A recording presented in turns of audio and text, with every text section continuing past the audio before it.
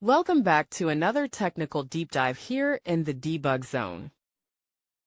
Today we're tackling a big question and breaking it down with insights from other users. Hopefully this clears up some misconceptions and helps you get the answer you need.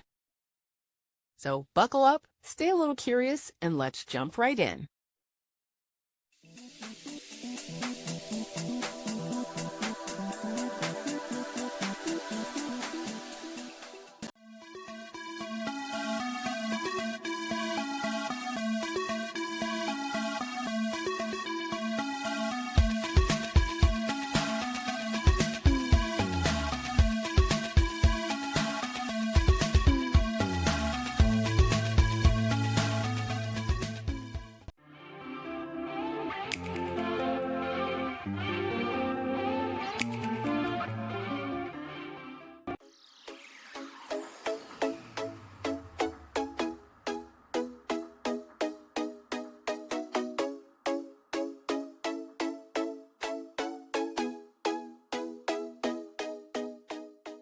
And that's a wrap.